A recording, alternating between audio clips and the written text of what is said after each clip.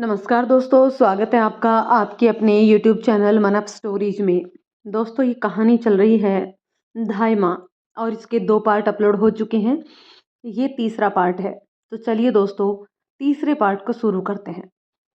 दिशा अपने चेहरे पर गंभीरता लाते हुए आंसू से बोली, क्या कहना चाहते हैं आप? कहिए। दिशा, तुम अपने घर वापस चलो प्लीज। अपने दोनों हाथों को जोड़कर निवेदन करता हुआ आंसू बोला। कौन सा घर आंसू जी? वो अब मेरा घर नहीं रहा। व्यंग्यात्मक लहजे में दिशा ने जवाब दिया। दिशा, वो अभी भी हमारा घर है। जैसा तुम छोड़ कर गई थी, बिल्कुल वैसा का वैसा ही है। बस तुम्हारे ना होने से उस घर की रौनक चली गई है। तुम्हारे आने से उस घर में फिर से पहले जैसी रौनक आ जाएगी। आंसू दिशा से बोला और उसके जवाब का इंतजार करने लगा। कुछ देर दिशा चुप रही और फिर बोली, मैं उस घर में कभी वापस नहीं आऊंगी। क्यों दिशा, क्यों? आखिर किस गलती की सजा दे रही हो तुम मुझे? ऐसी कौन सी गलती हो गई मुझसे जिसके लिए तुम मुझे आज तक माफ नहीं कर पाई हो? मेरी गलती बताओ दिशा, क्यों वापस नहीं आना चाहती हो तुम? आंसू ने दिशा से पूछा तो दिशा ने हैरानी से उसे देखा और फिर पूछा, क्या वाकई में आप नहीं जानते कि आपने क्या गलती की? छोटी मोटी गलतियां तो सबसे होती हैं दिशा, लेकिन मुझे ये नहीं मालूम कि मैंने ऐसी कौन सी गलती कर दी जिसकी वजह से तुम अपना घर और मुझे छोड़कर चली गई। बताओ दिशा, मुझे जानना है। आपने मेरे चरित्र पर उंगली उठाई, मनु को अपना मानने से इनकार किया आपने, और कह रहे हो कि गलती नहीं की। मैंने तुम्हारे चरित्र पर उंगली कब उठाई दिशा? आंसू ने सवाल किया। मनु को अपनी बेटी न मानकर मेरे चरित्र पर ही उंगली उठाई है आपने। तुम्हें बहुत बड़ी गलतफहमी हुई है दिशा। मेरे कहने का वो मतलब नहीं था जो तुम समझ रही हो। क्या मतलब था आपका? बताने का कष्ट करेंगे आप? दिशा गुस्से में आंसू को देखते हुए बोली। दिशा, पहले तुम शांत हो जाओ, फिर मैं तुम्हें सारा सच बताता हूँ। दिशा वहीं बैठ गई और गहरी लंबी सांस लेते हुए बोली, अब बताओ सच क्या है जो मुझे नहीं पता। मेरी बात ध्यान से सुनो और बात को समझने की कोशिश करो। आंसू दिशा की आंखों में देखते हुए बोला, क्या तुम्हें याद है जब तुम्हारी डिलीवरी की लास्ट महीना चल रहा था, उस वक्त मैं तुम्हारे साथ नहीं था। मैं बिजनेस के सिलसिले में 1 महीने के लिए जयपुर से बाहर था और उस दौरान मैं फ़ोन कॉल्स करके तुम्हें खुद का ध्यान रखने को कहता था। एक दिन मेरी मीटिंग की वजह से मैंने तुम्हें कोई कॉल नहीं की और इस दिन सुबह 10 बजे के करीब तुम्हारे फ़ोन से मुझे कॉल आई, जो किसी अजनबी ने मुझे तुम्हारे बारे में इन्फॉर्म करने के लिए की थी। उसने मुझे बताया कि तुम मंदिर में पूजा करने आई थी और अचानक से लेबर पेन शुरू हो गया और तुम्हें नज़दीकी अस्पताल में एडमिट करवा दिया गया है। मैंने उससे पूछा कि क्या मेरा कोई फैमिली मेंबर है उसके साथ, तो उसने बताया कि तुम अकेली आई थी मंदिर, तुम्हारे साथ कोई नहीं था। मैंने उसे बोला कि जब तक मैं या मेरे परिवार का कोई सदस्य हॉस्पिटल नहीं आ जाता, तब तक वो तुम्हारा ख्याल रखे। मैंने घर फ़ोन किया तो पता चला माँ की तबीयत खराब थी, इसलिए तुम ड्राइवर के साथ अकेली मंदिर चली गई। जब उन्हें पता चला कि तुम हॉस्पिटल में हो तो वो तुरंत हॉस्पिटल के लिए निकल गई। मैं भी अपनी मीटिंग कैंसिल करके जयपुर वापस चला आया। कुछ ही देर में उस अजनबी ने दोबारा कॉल की और मुझे बताया कि तुमने बेटे को जन्म दिया है। 1 मिनट, क्या कहा आपने? फिर से बोलिए। दिशा आंसू के मुंह से बेटे के जन्म की बात सुनकर अचंभित हो गई। हाँ दिशा, तुमने हमारे बेटे को जन्म दिया था, ना कि मनु को। आंसू ने गहरी सांस छोड़ते हुए दिशा को जवाब दिया, लेकिन दिशा को विश्वास नहीं हुआ और वो गुस्से से चिल्लाई, ये क्या मनगढ़ंत कहानी सुना रहे हैं आप मुझे? छोटी बच्ची नहीं हूं मैं जो आपकी बात का मतलब ना समझ पाऊं। मनु को उसकी एक कमी के चलते आप अपनाना नहीं चाहते, इसलिए उसे अपना मानने से इनकार कर रहे हैं आप। मैं कोई कहानी नहीं सुना रहा दिशा, ये सच है। मनु को जन्म देने वाली कोई और है। तुमने हमारे बेटे को जन्म दिया था। तुम्हें अब भी विश्वास नहीं है मुझ पर, तो मैं तुम्हें उस अजनबी से ही मिलवा सकता हूँ जो उस वक्त वहाँ हॉस्पिटल में था। आंसू दिशा से इतना कहकर किसी को फ़ोन करता है और उसे मंदिर आने को बोलता है। कुछ ही देर में वो अजनबी उन दोनों के सामने खड़ा होता है। उस अजनबी ने आगे बढ़कर आंसू से हाथ मिलाया और बोला, सर आपने मुझे यहाँ क्यों बुलाया? कोई काम था क्या? हाँ, बहुत ही ज़रूरी काम था। साकेत, तुम इनसे मिलो। ये मेरी पत्नी दिशा है। आशु ने अपनी पत्नी का परिचय साकेत को दिया और फिर दिशा से बोला, दिशा, ये साकेत है जो उस दिन तुम्हारे साथ हॉस्पिटल में था। तुम इनसे सारी सच्चाई जान सकती हो। दिशा साकेत को देखते ही पहचान गई और अपने दोनों हाथ जोड़ते हुए उससे बोली, भाई साहब, आपका बहुत बहुत धन्यवाद। आपने उस दिन हमारी इतनी मदद की और हम आपको धन्यवाद भी नहीं कह पाए। अरे नहीं मैडम जी, आप और हमें शर्मिंदा ना करें। उस वक्त जो ज़रूरी था मैंने वही किया। साकेत ने कहा तो दिशा चुप हो गई और कुछ देर शांत रहने के बाद वो साकेत से बोली, मेरे बच्चे के जन्म का सच क्या है? आप हमें बताइए। जी ज़रूर बताएंगे, लेकिन शायद आपको तकलीफ़ होगी सच जानकर। आधा अधूरा सच जानकर भी तकलीफ़ में रहेंगे, इससे अच्छा है कि पूरा सच पता चल जाए मुझे। दिशा ने जवाब दिया तो साकेत ने बताना शुरू किया। मैडम, मैंने आशु सर को फ़ोन से जानकारी दे दी थी। उन्होंने मुझे बोला था कि जब तक हॉस्पिटल में हमारा कोई फैमिली मेम्बर ना आ जाए तब तक मैं आपका ध्यान रखूं, और मैंने वैसा ही किया। आपकी हालत बहुत ज़्यादा ख़राब थी, इसलिए डॉक्टर ने तुरंत ही ऑपरेशन करने को बोला और साथ में ये भी बताया कि माँ और बच्चे में से किसी एक को ही बचाया जा सकता है। हम कोशिश करेंगे कि जच्चा बच्चा दोनों को ही बचाएं, लेकिन आपको उन दोनों में से किसी एक को ही चुनना होगा। और मुझे ज़रूरी कागजात पर साइन करने को कहकर डॉक्टर चले गए। मुझे कुछ भी समझ नहीं आ रहा था कि मैं क्या करूं, तो मैंने सर के पास कॉल की, लेकिन कॉल डिस्कनेक्ट हो जा रही थी। तभी एक नर्स ने आकर मुझसे साइन किए हुए कागजात मांगे और वो बोली कि वक्त बहुत कम है आपके पास। अगर टाइम पर ऑपरेशन नहीं हुआ तो दोनों में से किसी को नहीं बचाया जा सकता। फिर मैंने जल्दी से फैसला किया और कागजात पर साइन करके नर्स को दे दिए। उसके बाद आपको ऑपरेशन रूम में ले जाया गया। कुछ देर बाद नर्स एक बच्चे को गोद में लेकर ऑपरेशन रूम से बाहर आई और मुझे देते हुए बोली, बेटा हुआ है, लेकिन हम बच्चे को नहीं बचा पाए। मुझे ये जानकर बहुत दुख हुआ। मैंने फिर से सर के पास कॉल की और उन्हें बच्चे के जन्म के बारे में बताया, तो वो भी बहुत दुखी थे और उन्होंने आपके बारे में पूछा। तो मैंने उन्हें बोला कि डॉक्टर से बात करके आपको बताता हूँ।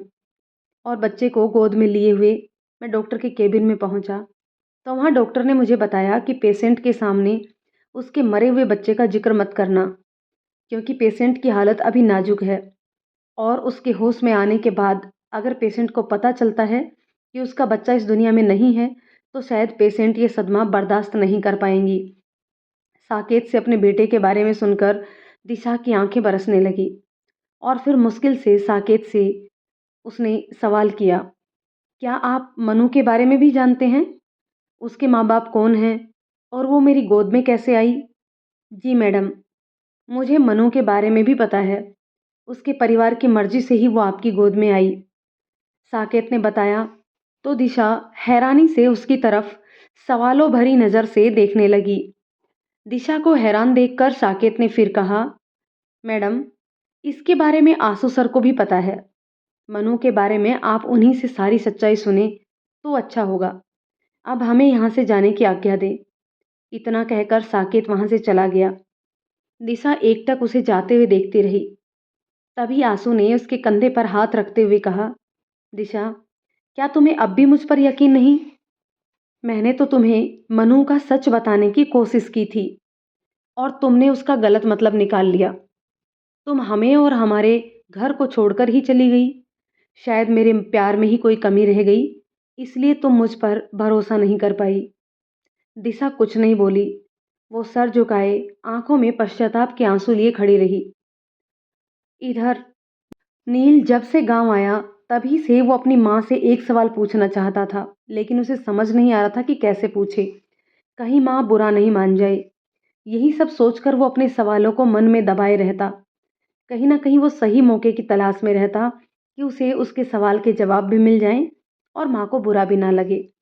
दोपहर में सब लोग साथ में बैठकर बातें कर रहे थे। तभी सविता ने नील से मुस्कुराते हुए कहा, बेटा, अब तेरी पढ़ाई भी पूरी हो जाएगी। तो तू ना जल्दी से कोई नौकरी ढूंढ लेना। हाँ माँ, पहले पढ़ाई तो पूरी हो जाए, फिर सोचते हैं नौकरी के बारे में। नील ने हामी भरते हुए जवाब दिया। तभी दादी बीच में बोल पड़ी। अरे बेटा, ज्यादा सोचने का समय नहीं है तेरे पास। नौकरी लगते ही तेरा विवाह भी तो करना है। फिर सविता को इशारा करते हुए बोली, क्यों बहू, सही कहा ना मैंने? सविता अपनी सास का इशारा समझ गई और नील से बोली, हाँ बेटा, दादी बिल्कुल सही कह रही हैं। घर में बहू आ जाएगी तो हमारा भी मन लगा रहेगा। और अब घर के काम अकेले मुझसे नहीं हो पाता। पहले तेरी दादी मदद करती थी, लेकिन अब उनका भी स्वास्थ्य सही नहीं रहता है। नील माँ की बातें सुनकर मुस्कुराते हुए बोला, अरे माँ, मुझे पता है कि आपको बहू की ज़रूरत है, लेकिन पहले पढ़ाई तो पूरी होने दो। कहते हुए उसके मन में वो सवाल भी आ गए जिसके लिए वो गांव आया था। नील मन ही मन बोला, शायद ये मौका सही है, मुझे माँ से अपने मन की बात कह देनी चाहिए। वो अपने विचारों में मगन था। तभी नक्श उसके चेहरे के सामने अपना हाथ हिलाते हुए बोला, अरे भैया, आप तो अभी से ही खुली आंखों से सपने देखने लगे मेरी होने वाली भाभी के। उसकी बात सुनकर सब हंसने लगे। तो वहीं नील उसे घूरने लगा और फिर अपनी माँ से बोला, माँ, मैं सोच रहा था कि काश हमारी भी एक छोटी बहन होती तो कितना अच्छा होता ना।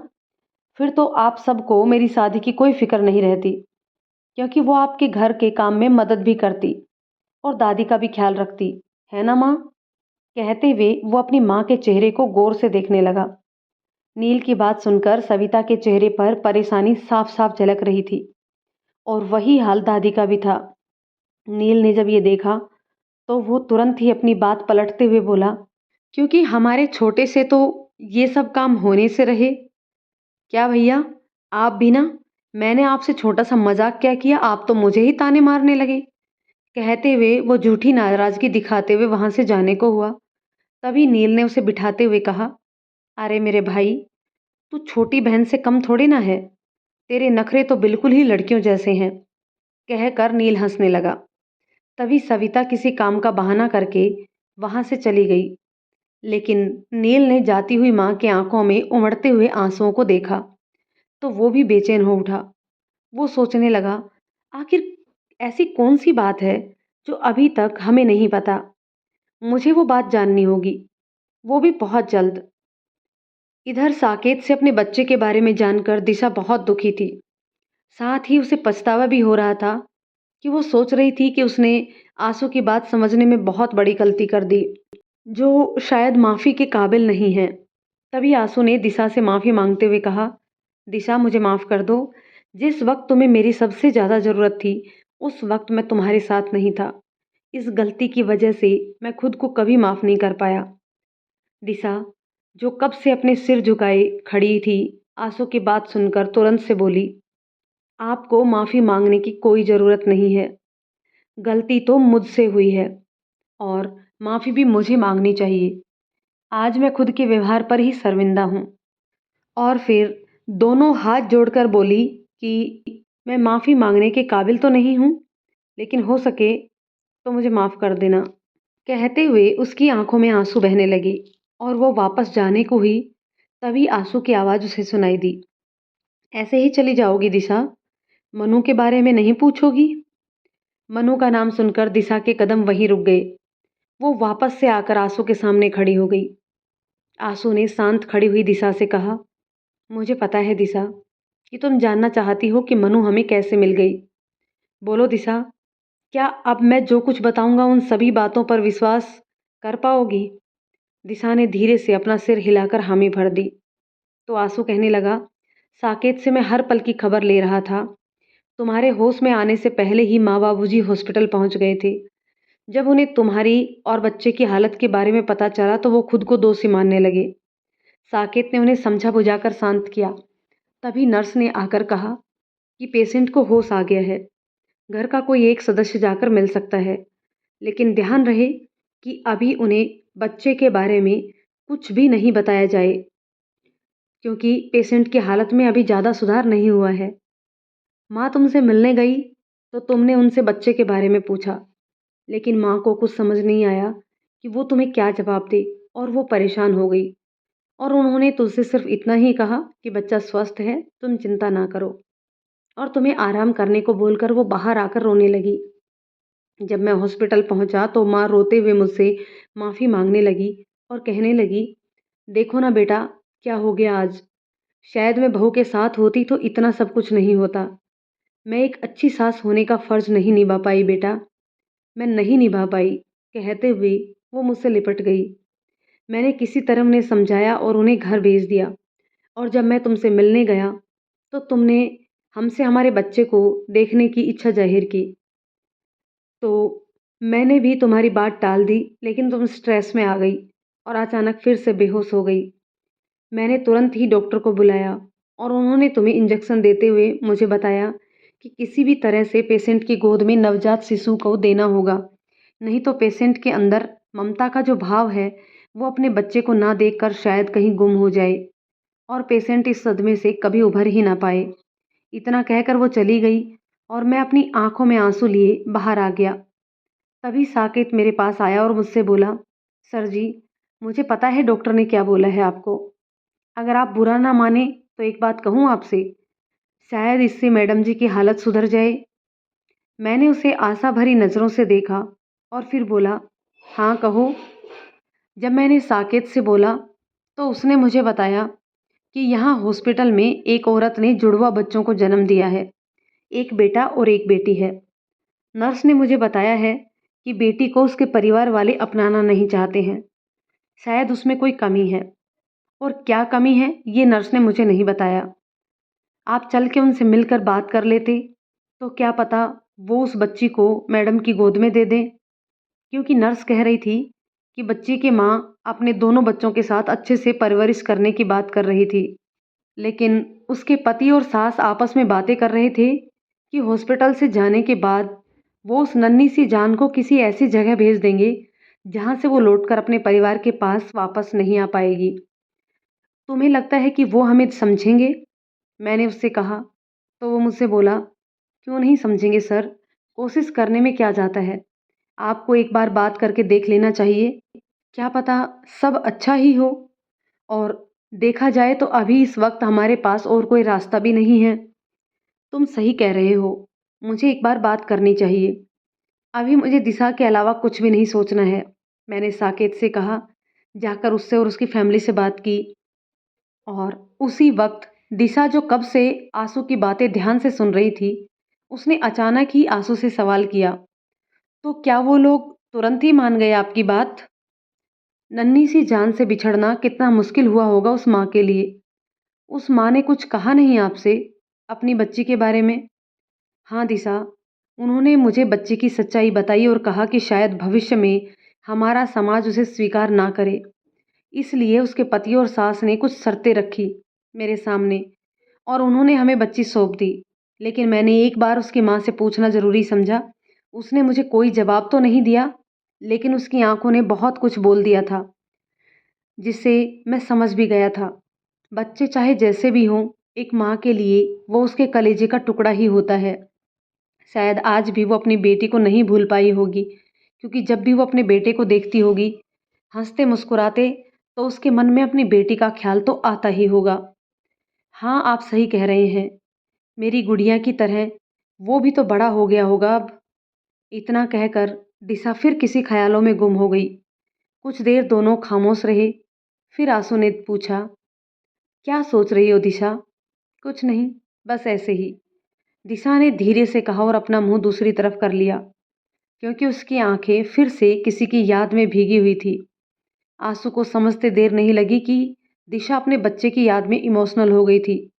वो उसे समझाते हुए बोला, दिशा, जो बीत गया उसे याद करके मायूस नहीं होना चाहिए। जो कुछ अभी हमारे पास है, हमें उसी में अपनी खुशी ढूंढनी चाहिए। तभी हम सब अपना जीवन अच्छे से जी पाएंगे। जी, मैं कोशिश करूंगी कि हमारा बीता हुआ कल हमारे आज पर भारी ना पड़े। फिर एक लंबी सांस लेते हुए वो आंसू से बोली, आपने कुछ देर पहले बताया कि उन लोगों ने आपके सामने कोई शर्त रखी थी। वो कौन सी शर्त थी? हाँ दिशा, उन्होंने मेरे सामने जो शर्त रखी थी वो ये थी कि भविष्य में हम में से कोई भी बच्चे को उसके असली माता पिता के बारे में उसे कभी नहीं बताएंगे, और ना ही हम में से कोई भी कभी भी उनसे मिलने की कोशिश करेगा। ऐसा क्यों बोला उन लोगों ने? दिशा ने हैरानी से पूछा। क्योंकि हर कोई तुम्हारी तरह हिम्मत वाला नहीं होता दिशा। दिशा के सवालों का जवाब देते हुए आंसू ने फिर कहा। और इसका एक कारण ये भी हो सकता है दिशा, कि अगर मनु अपने परिवार के पास वापस जाती है तो उसका सच जानने के बाद समाज के लोग उसके बेटे पर भी उंगली उठाएंगे। हम गुड़िया को उसके माता पिता का सच कभी नहीं बताएंगे। वो हमारी बच्ची है और हमेशा हमारी ही रहेगी। दिशा ने भावुकता से आंसू की आंखों में देखते हुए कहा। तो तुरंत ही आंसू ने भी हामी भर दी। और फिर दिशा, मैं जानता हूँ कि मुझे अपने काम के चक्कर में शहर से बाहर रहना पड़ता था अधिकतर। तुम्हें तो पता ही होगा हमारे बिजनेस में कितने नुकसान हुआ था हमें। लेकिन जब से बच्ची हमारे घर आई तब से अचानक ही हमारे बिजनेस में हमें ज़्यादा से ज़्यादा मुनाफा होने लगा और हमें अपने काम पर अधिक ध्यान देना पड़ता था। लेकिन अफ़सोस कि उसकी वजह से हमारा बिजनेस इतनी ऊंचाइयों पर पहुंचा कि उसे ही वक्त नहीं दे पाया। मैंने सोचा था जब तुम पूरी तरह से स्वस्थ हो जाओगी तो धीरे धीरे करके सच बता दूंगा। और मैंने एक बार तुमसे सच बताने की कोशिश की, लेकिन पूरा सच तब भी नहीं बता पाया और तुम्हें इसी वजह से गलतफहमी हो गई, जिसकी सज़ा आज तक हम सब भुगत रहे हैं। कहकर आंसू चुप हो गया और कुछ देर दोनों के बीच खामोशी छाई रही। लेकिन अचानक से दिशा ने कुछ सोचा और उसका चेहरा एकदम गंभीर हो गया। आंसू ने पूछा तो उसने एक सवाल कर दिया। आप पुष्पा को कब से जानते हैं? वो कुछ दिन पहले से। मैं काम के सिलसिले में जयपुर गया था तो मेरी और पुष्पा की मुलाकात वहीं हुई। उसी ने मुझे तुम्हारे बारे में बताया और आज पुष्पा की वजह से ही हम दोनों मिल पाए हैं। उसका ये एहसान मैं कभी नहीं भूल सकता दिशा। कहीं आप पुष्पा के साथ मिलकर मेरी गुड़िया को नुकसान पहुंचाने के बारे में तो नहीं सोच रहे हैं? कैसी बात कर रही हो तुम? मैं भला ऐसा क्यों करूंगा अपनी बच्ची के साथ? क्या मैं इतना गिरा हुआ इंसान लगता हूं तुम्हें? और तुमने मेरे बारे में ऐसा सोच भी कैसे लिया दिशा? दिशा की बातें सुनकर आंसू एकदम से गुस्से में तमतमाते हुए बोला। तो दिशा ने कहा, लेकिन पुष्पा का इरादा तो यही रहा है हमेशा से। वो तो बस मौके की तलाश में रहती है। जो भी हो दिशा, लेकिन मेरे होते हुए हमारी बच्ची को कोई नुकसान नहीं पहुंचा पाएगा। और रही बात पुष्पा की, तो अब से वो कभी हमारी बच्ची को नुकसान पहुंचाने के बारे में नहीं सोचेगी। आंसू ने दिशा को आश्वासन दिया और फिर बोला, क्या तुम्हें अब भी मेरे ऊपर भरोसा नहीं? दिशा, वो हमारी बच्ची है। जितना प्यार तुम उससे करती हो उतना ही मैं भी करता हूँ। क्या तुम अब भी मेरी बेटी को मुझसे दूर रखना चाहती हो? आंसू के सवालों को सुनकर दिशा ने कहा, आप अपनी बच्ची से मिल सकते हैं, लेकिन मैं उसे लेकर आपके घर नहीं आना चाहती। क्यों दिशा? तुम घर क्यों नहीं आना चाहती अपने? वो अब मेरा घर नहीं है।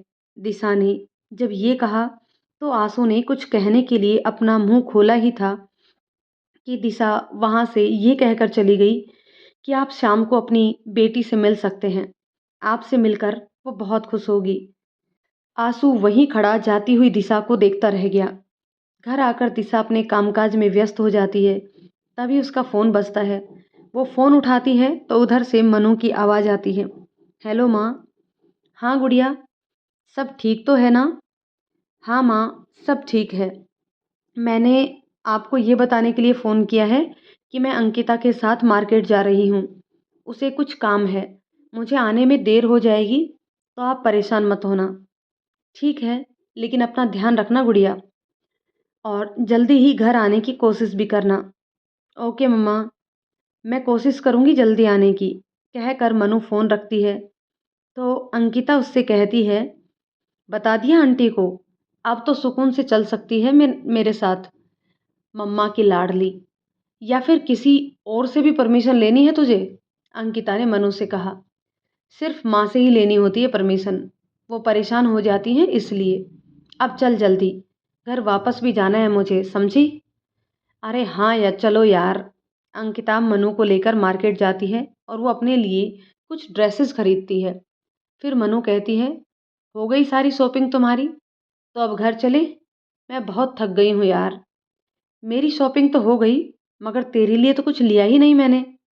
चल अपने लिए भी पसंद कर ले कोई ड्रेस।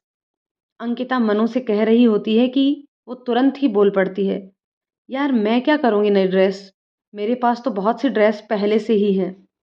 और अब चल जल्दी, शाम हो जाएगी घर पहुँचते-पहुँचते। तुम तो जानती हो, अगर मुझे घर जाने में देर हो गई तो माँ कितनी परेशान हो जाएगी। और फिर अंकिता का हाथ पकड़कर उसे लगभग खींचते हुए सड़क किनारे आकर ऑटो रोककर जल्दी से उसमें बैठ जाती है। अंकिता कहती है, यार ऐसे कौन बोलता है? मुझे बोलने का मौका भी नहीं दिया तूने। और फिर बेचारा सा मुंह बना लेती है। मनु उसका मुंह देखकर हंसने लगती है और कहती है, किसी और दिन बोलने का मौका देंगे तुम्हें। टेंशन ना लो और चुपचाप घर चलो। हम्म, ठीक है चल, कहकर अंकिता दूसरी तरफ मुंह कर लेती है। मनु घर पहुंचती है तो उसे दिशा दरवाजे पर खड़ी मिलती है। मनु को देखते ही वो बोली, गुड़िया, मुझे तुम्हारी चिंता हो रही थी, कहाँ रह गई थी बेटा? तो दोस्तों, कहानी के इस पार्ट को अभी यहीं रोकते हैं। मिलते हैं कहानी के नेक्स्ट पार्ट में। तब तक ये कहानी आपको कैसी लगी कमेंट करके ज़रूर बताइएगा। यदि कहानी पसंद आती है तो इसे लाइक शेयर कर दीजिए, और यदि चैनल पर नए हैं तो प्लीज़ चैनल को सब्सक्राइब ज़रूर कर दीजिए। तो चलिए दोस्तों, मिलते हैं कहानी के एक और पार्ट में। तब तक के लिए शुक्रिया।